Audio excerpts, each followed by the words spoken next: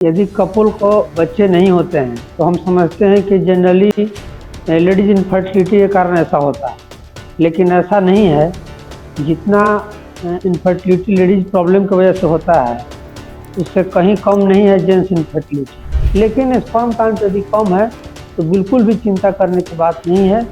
2 से 3 महीने के अंदर में 100% स्पर्म काउंट नॉर्मल हो जाता है। काम भारी हो या हल्का हो, इससे स्पर्म काउंट पर कोई असर नहीं पड़ता है। हमारा इसका टोटली संबंध डाइट से पड़ता है, कुछ फिजिकल प्रॉब्लम है उसके वजह से पड़ता है। वर्कआउट करने से इसका कोई संबंध नहीं है।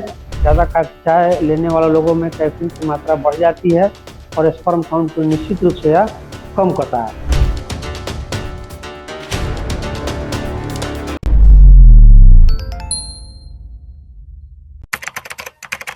नमस्कार, D5 चैनल हिंदी देख रहे दर्शकों का मैं वंदना स्वागत करती हूं। आज एक बार फिर हम जुड़े हैं डॉक्टर नवीन कुमार जी से। डॉक्टर नवीन, आपका बहुत बहुत स्वागत है हमारे इस प्रोग्राम में।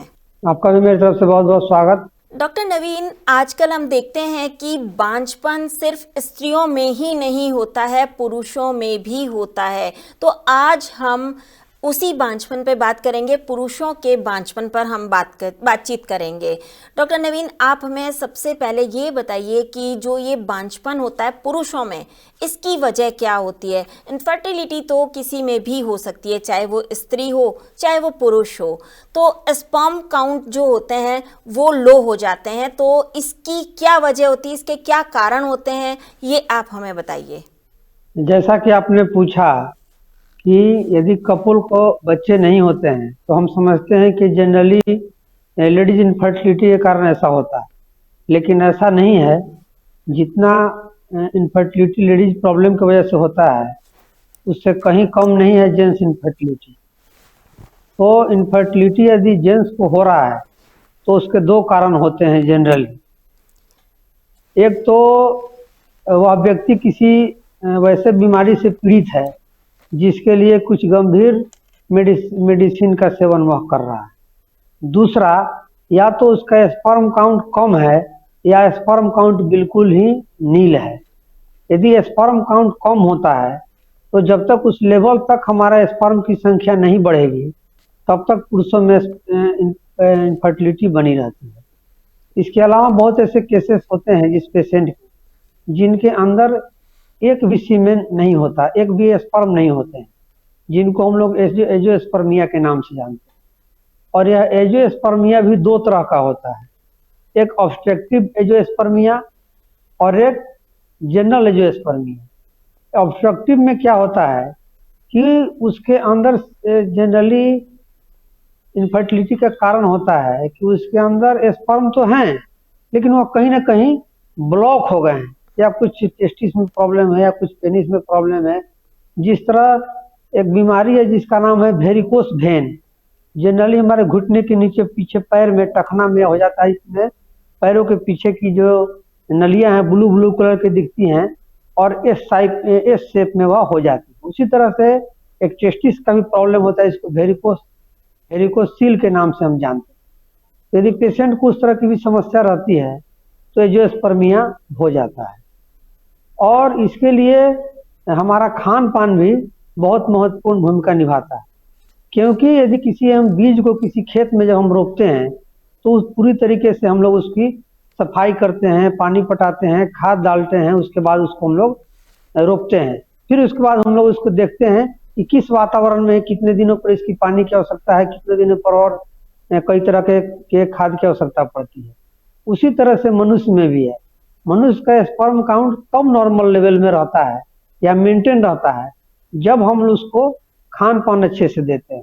खान पान की गड़बड़ी या क्रोनिक डिजीज एंजियोस्पर्मिया, ये हमारे पुरुष बांझपन में मेन कारण होता है। क्या बाहरी चोट लगने पर भी स्पर्म काउंट कम हो सकते हैं? होने के लिए हो सकता है। यदि बाहर से कोई चोट लग जाए और अंदर कुछ क्लॉटिंग हो जाए या कुछ इंफेक्शन हो जाए तो उस केसेस में इनफर्टिलिटी हो सकता है।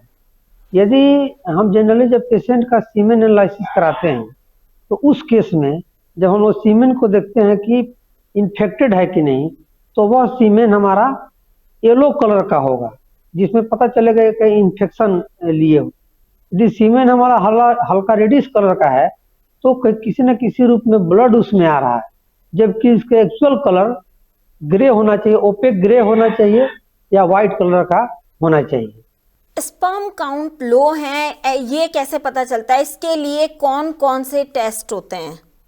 स्पर्म काउंट के लिए सबसे पहले हम लोग स्पर्म एनालिसिस कराते हैं। इसमें हम लोग देखते हैं कि किस किस चीज की उस स्पर्म में मात्रा में कमी है या क्या क्या इसमें प्रॉब्लम हो सकता है। तो सबसे पहले तो हम लोग इसमें देखते हैं कि हमारा सीमेन का क्वांटिटी कितना होना चाहिए। तो 1.5 ml से ऊपर उसका क्वांटिटी होना चाहिए और इसका मोटिलिटी 50% से ऊपर होना चाहिए और सीमेन काउंट लगभग हमारा 15 मिलियन पर ml से ऊपर होना चाहिए।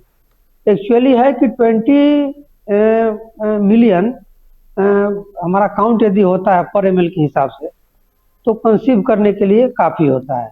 वैसे सबसे स्टैंडर्ड है कि 20 से ऊपर होना चाहिए, 40 हो, 60 हो, 80 हो, जो जनरली हम लोग 40-60 अधिकतर पेशेंट में देखते हैं। और इसका स्पेसिफिक ग्रेविटी या जिसको हम लोग स्पेसिफिक ग्रेविटी नहीं, इसका पीएच लेवल हम लोग देखते हैं। 7.2 से 7.5 तक इसका पीएच लेवल मेंटेन रहना चाहिए। यदि पीएच लेवल अधिक हमारे बॉडी में रहता है, एसिडिक यदि बॉडी है, तो उस केस में भी हमारे स्पर्म काउंट कम होते हैं या ये जो स्पर्मिया की समस्या उस कंडीशन में भी आ जाती है।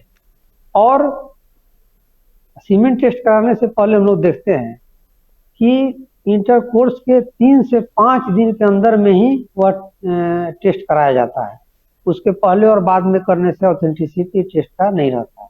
यदि उसका कलेक्शन हम लोगों ने अपने घर पर ही किया है तो 30 से 60 मिनट के अंदर में वह लैब में निश्चित रूप से चले जाना चाहिए, जिससे कि डायग्नोसिस हो सके कि क्या प्रॉब्लम।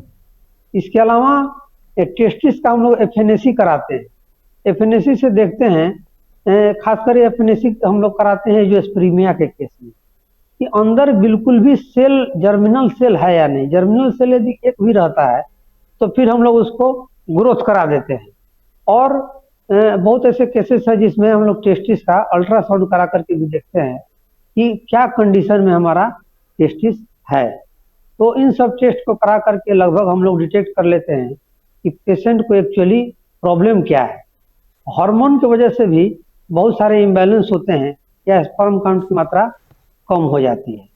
अब ऐसे पेशेंट जिनको डायबिटीज की समस्या है या थायराइड की समस्या है, कोलेस्ट्रॉल की समस्या है, किडनी से संबंधित कोई समस्या है और वह किसी न किसी मेडिसिन का सेवन कर रहे हैं, तो उस कंडीशन में भी उनका स्पर्म काउंट कम हो जाता है, तो उसको भी देखना पड़ेगा। क्या अल्कोहल के सेवन से स्पर्म काउंट कम हो सकते हैं? बिल्कुल हो सकते हैं।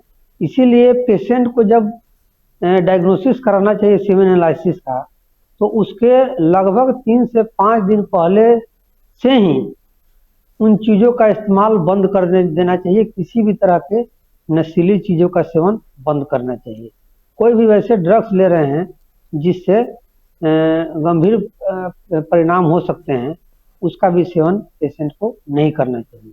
और यदि पेशेंट कंटिन्यूअस स्मोकिंग कर रहा है, अल्कोहल ले रहा है या कोई भी नशीली चीज़ों का सेवन कर रहा है, तो उस केस में निश्चित रूप से स्पर्म काउंट कम हो जाता है। क्योंकि अभी हम लोगों ने बोला कि यदि बीज को हम लोग को अच्छे से उत्पादन करना है तो हमारा खेत वैसा होना चाहिए, उसका जो इन्वायरमेंट है वैसा होना चाहिए, उसके अंदर पानी कब देना है, खाद कब देना है, इसका ख्याल रखा जाता है।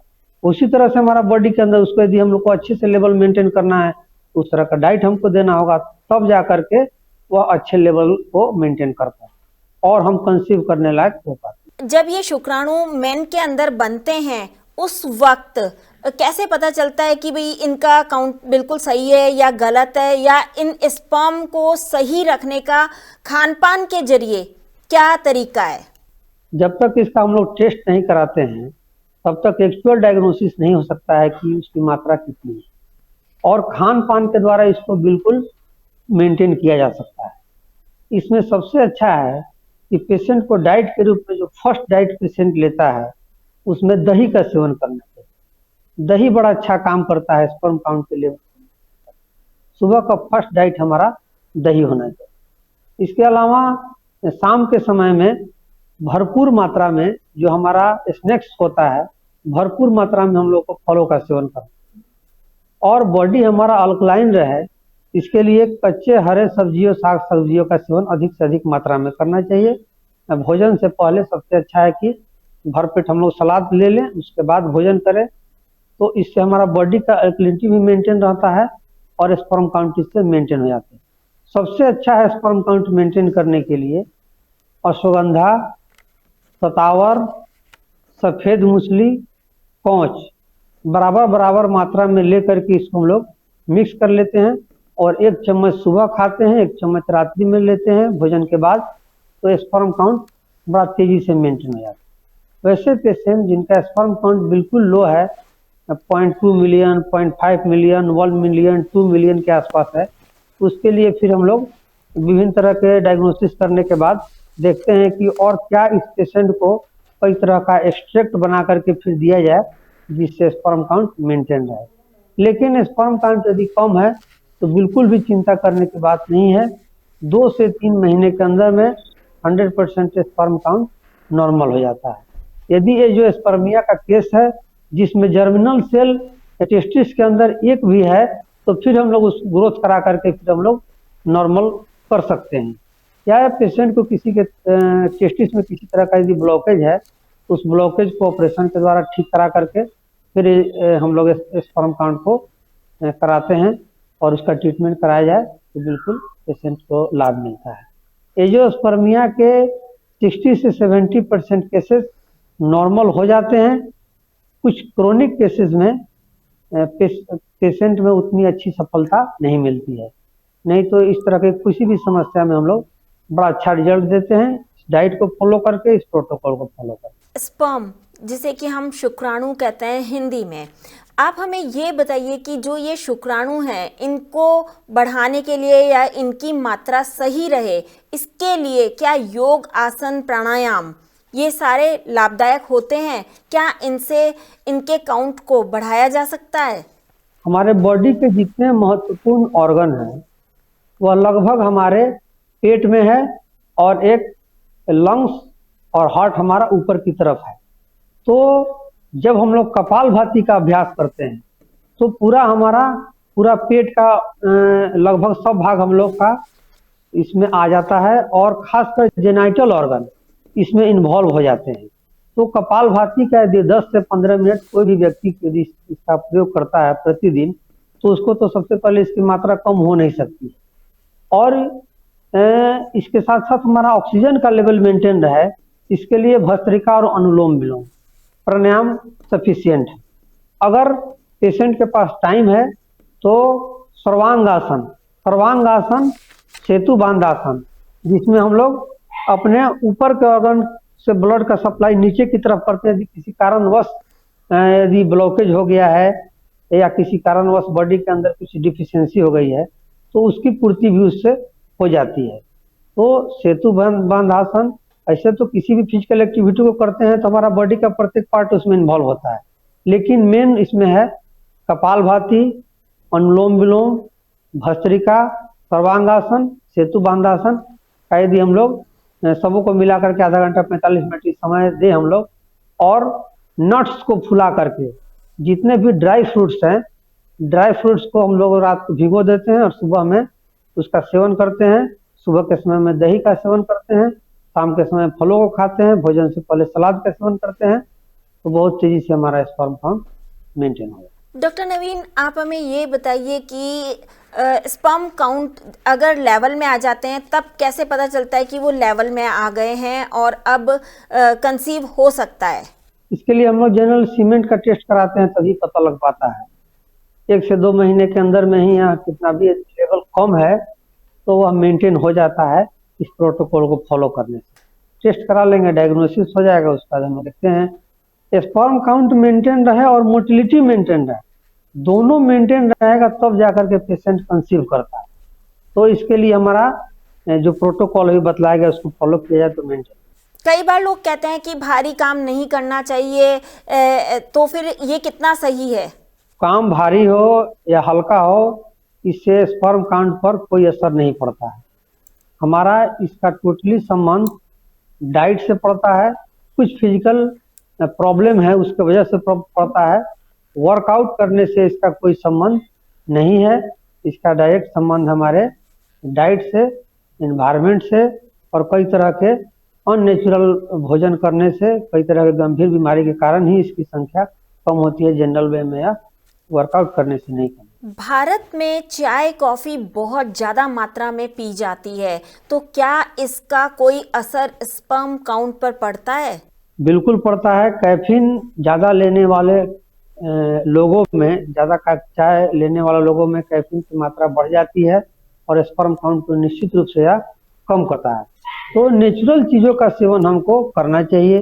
यदि हमको सुबह के समय में जैसे चाय की आदत है तो जल्दी उसको नहीं छूटता है, सबसे अच्छा है कि उसी के स्थान पर ग्रीन टी का सेवन हम लोग करें। हमारे आसपास वातावरण में जो भी हरी पत्तियां उपलब्ध है तो जानवर खाते हैं, 3-4 पत्तियों को लेकर के उसको बॉयल कर लिए और बॉयल करके उसका पीना जब हम लोग शुरू करते हैं तो एक तो शरीर में कई तरह के डिटॉक्सिफिकेशन हो जाते हैं, बॉडी में मिनरल्स, विटामिन और कई तरह के मैग्नीशियम, कैल्शियम इत्यादि की पूर्ति भी होने लगती है।